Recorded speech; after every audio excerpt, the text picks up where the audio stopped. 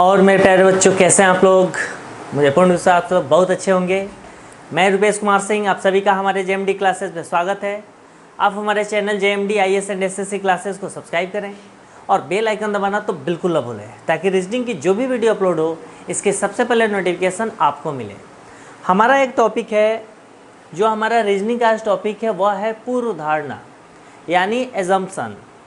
इसमें क्या होता है कि अगर हमें एक स्टेटमेंट दे दिया तो स्टेटमेंट देने के बाद हमें यह करना है कि उस स्टेटमेंट के माध्यम से हम भविष्य में क्या क्या हो सकता है, यानी क्या हम अनुमान लगा सकते हैं। पूर्ण धारणा का मतलब होता है किसी भी चीज़ में अनुमान लगाना। जैसे देखिए, हम छोटे से एक एग्जाम्पल से समझते हैं। अगर आपसे कोई पूछे कि कोई एक विद्यालय है या कोई विश्वविद्यालय है, उसमें एडमिशन के लिए बहुत सारे छात्र और माता पिता अगर लाइन में खड़े हैं, यह हमारा कथन हो गया। अगर उसमें पूर्ण धारणा जो हमारे बता रहा है कि जितने भी पेरेंट्स या बच्चे लाइन में खड़े हैं, माता पिता, सबको एडमिशन के लिए फॉर्म मिलेगा। और सेकंड हमारा बोल रहा है कि सबकी एडमिशन हो जाएगी। अब हमें एक एक कथन को अच्छे से समझना है कि किस बिहाफ से सही है और किस बिहाफ से यह पूर्ण धारणा हमारा सही है कि नहीं है। पूर्ण धारणा का मतलब ही होता है, एजम्पशन का मतलब ही होता है कि जो हमारा कथन दिया हुआ है, क्या उस कथन के अनुसार जो आगे भविष्य में हम अनुमान लगाते हैं, वह अनुमान कथन के अनुसार सही है कि नहीं है। हम क्वेश्चन देखेंगे और वन बाय वन जो इसका पूर्ण धारणा दिया हुआ है, एजम्पशन दिया हुआ है, हम उसे डिस्कस करेंगे। जैसे यहाँ दिया हुआ है कथन, यहाँ दिया हुआ है कथन, कॉलेज में विविध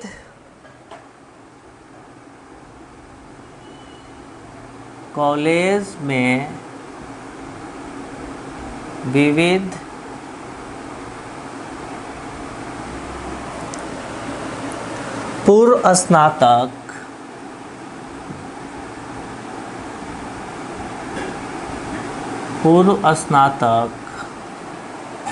पाठ्यक्रमों में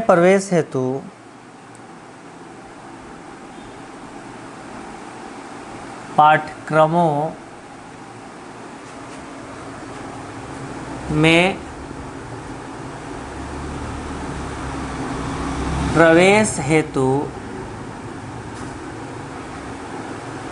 प्रवेश हेतु फॉर्म लेने के लिए बड़ी संख्या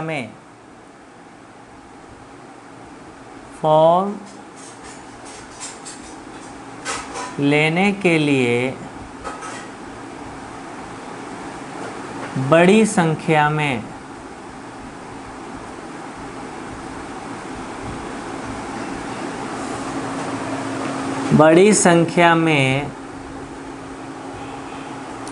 विद्यार्थी तथा माता पिता लाइन में खड़े थे। विद्यार्थी तथा माता पिता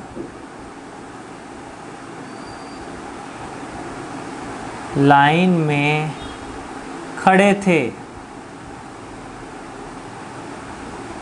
यह कथन हो गया। अब हमारा दिया हुआ है पूर्व धारणा।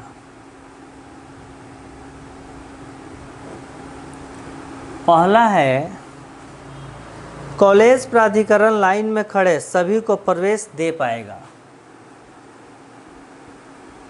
कॉलेज प्राधिकरण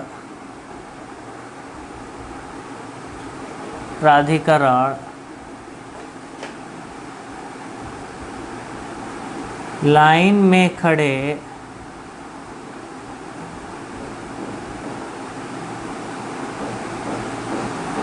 सभी को प्रवेश दे पाएगा।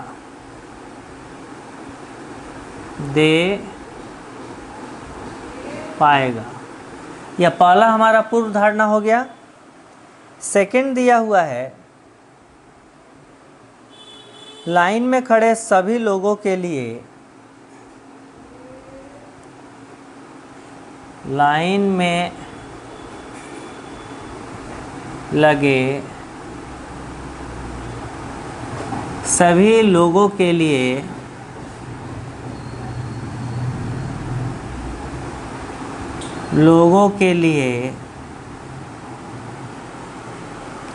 सभी लोगों के लिए कॉलेज प्राधिकरण के पास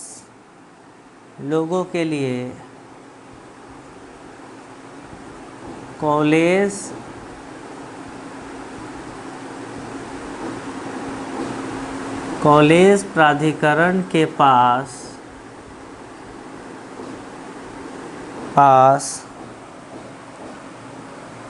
पर्याप्त संख्या में फॉर्म उपलब्ध हैं।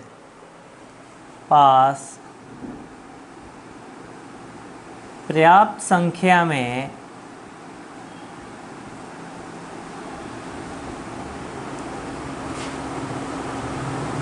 फॉर्म होंगे।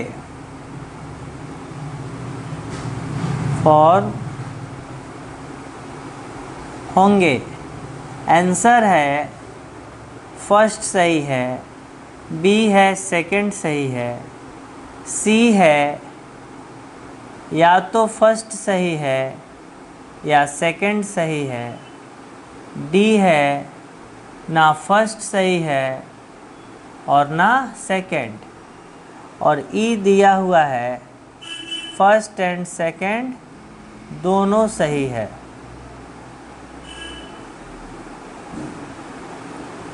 दोनों सही है। अब देखिए हम एक एक करके जितने भी हमारे पूर्ण धारणा हो सकते हैं उस पर हम डिस्कस करेंगे। सबसे पहले हमें इस कथन को ध्यान से समझना है कि कथन पूछ क्या रहा है। अगर कथन जो पूछ रहा है हमने उसको समझ गए तो आसानी से हम फर्स्ट और सेकंड दोनों का आंसर दे देंगे। जैसे हमारा कथन दिया हुआ स्टेटमेंट दिया हुआ है कि कॉलेज में विविध पूर्व स्नातक पाठ्यक्रमों में प्रवेश हेतु फॉर्म लेने के लिए बड़ी संख्या में विद्यार्थी तथा माता पिता लाइन में खड़े हैं। अब हमें यह पता है कि जब जैसे आप देखते हो कि 10th का रिजल्ट निकलता है, 12th का रिजल्ट निकलता है, तो हमें एडमिशन लेने के लिए अगर हमें यह नोटिस मिल गया, सूचना मिल गई कि इस कॉलेज में एडमिशन लेने के लिए इस डेट से इस डेट तक फॉर्म मिलेगा। अब वहाँ पे बहुत सारे बच्चे के माता पिता भी चले जाते हैं फॉर्म लेने, बहुत सारे बच्चे स्वयं चले जाते हैं, तो वे गए और फॉर्म लेने के लिए कॉलेज के बाहर वो खड़े हैं। ठीक है, यह हमारा कथन हो गया। अब इसमें पूर्ण धारणा पूछ रहा है कि इसमें क्या क्या पॉसिबिलिटीज़ हो सकती है। अब इसमें पहला हमारा पॉसिबिलिटीज़ दिया हुआ है कि कॉलेज प्राधिकरण लाइन में खड़े सभी को प्रवेश दे पाएगा। आप मेरे को बताओ, हमें पता है कि एक ज़िला में, एक डिस्ट्रिक्ट में अगर कोई भी 10th क्लास में पास होते हैं तो हज़ारों बच्चे पास होते हैं, और पार्टिकुलर किसी कॉलेज में जाते हैं तो 200, 400, 500, 600 ही सीट रहती है। ठीक है, अगर मान लो हम किसी कॉलेज में गए एडमिशन के लिए, अगर वहाँ पे 300 सीट है या 200 सीट है या 250 सीट है, तो हो सकता है कि उस कॉलेज में फॉर्म लेने की संख्या 2000 हो, 4000 हो। तो सबसे पहले यह तो बात बिल्कुल ही गलत है। अगर कोई भी फेमस कॉलेज है तभी उसमें लाइन लगेगा लंबा। अगर अच्छी कॉलेज नहीं है, उसकी पढ़ाई अच्छी नहीं है, उसकी मैनेजमेंट अच्छी नहीं है, तो उस कॉलेज में लाइन नहीं लगेगा, उतने लोग उनकी चॉइस नहीं करेंगे। तो कैसे बोलेंगे चलो और उसमें तो एडमिशन मिल ही जाएगा। तो हमारा यह पहला जो पूर्व धारणा है कि कॉलेज जो है सारे लोग, जितने लोग लाइन में खड़े हैं सब लोगों को प्रवेश दे देगा, यानी एडमिशन दे देगा, ये तो क्या है, बिल्कुल ही गलत है। यानी जितने लोग लाइन में खड़े हैं सबको एडमिशन देना संभव नहीं है। फिर सेकंड बता रहा है लाइन में लगे सभी लोगों के लिए कॉलेज प्राधिकरण के पास पर्याप्त संख्या में फॉर्म है। अब हमें समझना है कि यह सही है कि गलत है। आपको पता है कि कोई भी कॉलेज है उसको ऑलरेडी पिछले साल से पता है कि विगत 5 सालों में हमारे कॉलेज में कितने आवेदन आते हैं। अगर 200 सीट है तो हमारे कॉलेज में अगर 5000 एप्लीकेशन आते हैं या 10,000 एप्लीकेशन आते हैं, तो जो कॉलेज प्राधिकरण है, कॉलेज एडमिनिस्ट्रेशन है, जो संचालक है, व्यवस्थापक हैं, उन्हें ऑलरेडी पता है कि हमारे कॉलेज में 200 सीट के लिए 5000 फॉर्म फिलअप होता है। तो वो क्या करेंगे, अपने कॉलेज में 5000 फॉर्म ऑलरेडी पहले से क्या करेंगे, प्रिंट करके अपने पास रखेंगे, क्योंकि उन्हें ये पता है, अनुमान है कि हमारे पास हमेशा 5000 से 6000 के यहाँ फॉर्म फिलअप होता है। इसलिए कोई भी जो फॉर्म लेने आए, जो फॉर्म लेने के इच्छुक हो, वापस न जाए। तो हमारा यह सेकंड स्टेटमेंट क्या है, बिल्कुल ही सही है कि जो कॉलेज प्राधिकार है उनको यह पता होता है कि हमें पिछले 5 सालों में कितने लोग एडमिशन के लिए आते हैं। तो ऑप्शन कौन सा सही होगा? ऑप्शन बी, क्योंकि बी जो है यह पूर्व धारणा यानी उसके प्रति जो हम अनुमान लगाएंगे वो हमारा बी के सेकंड क्या है? सही है। तो देखो मेरे प्यारे बच्चों, जो हमारा क्वेश्चन आता है एजम्पशन का, इसमें क्या होता है कि हमें जो स्टेटमेंट दिया हुआ है उसके अकॉर्डिंग सोचना है कि इस स्टेटमेंट के सुनने के बाद क्या भविष्य में क्या क्या पॉसिबिलिटीज़ हो सकती है। भविष्य में जितने भी पॉसिबिलिटीज़ हो सकती है, अगर वह पॉसिबिलिटीज़ हमारे पूर्ण धारणा, इसमें 1, 2, 3 भी हमारा हो सकता है, अगर दिया हुआ है, अगर वो पॉसिबिलिटीज़ इस स्टेटमेंट के अकॉर्डिंग है, कथन के अकॉर्डिंग है तो सही है, अगर नहीं है तो सही नहीं है। देखिए हमारे जेएमडी क्लासेस की सबसे बड़ी खासियत क्या है कि प्रत्येक छात्र को 100% समझ में आएगा। उसके बाद आपके टाइम से सारे सिलेबस होंगे, जो आपका हर कंपटीशन की जो रिक्वायरमेंट होती है उसकी फुलफ़िल होगी। अब डिपेंड करता है कि आप कितना मेहनत करते हो। अगर आप पूरी ताकत से मेहनत करोगे तो आपका सिलेक्शन फिक्स है, क्योंकि किसी भी चीज़ में सिलेक्शन होने के लिए यह सच्चाई है, या हमारे आपके सबके लिए पूरे विश्व में यूनिवर्सल ट्रूथ है। हम किसी भी चीज़ में सक्सेस तभी होंगे जब हम खुद मेहनत करेंगे, हमारे अंदर वो इच्छा शक्ति होगी। टीचर हो गए, पेरेंट्स हो गए, या कोई भी अच्छे सहपाठी हो गए, या आपके कोई रिलेटिव हो गए, वो आपको अच्छे से डायरेक्शन दे सकते हैं, बता सकते हैं कि किस कंपटीशन के लिए क्या करना है, कैसे करना है। टीचर आपको बहुत अच्छे से एक एक क्वेश्चन को समझा देगा, लेकिन आपके माइंड में तब रहेगा जब आप उन सारे क्वेश्चनों को मोर देन प्रैक्टिस करोगे। बिना मोर देन प्रैक्टिस किए कभी भी पॉसिबल नहीं है कि आप आगे अच्छे से जा सके। ठीक है, हमें सक्सेस होने के लिए, for success do every day more practice. Practice is the way for success. केवल प्रैक्टिस से हमारा ऐसा तरीका है जिससे हम क्या कर सकते हैं, किसी भी फील्ड में सक्सेस हो सकते हैं। Okay, thank you.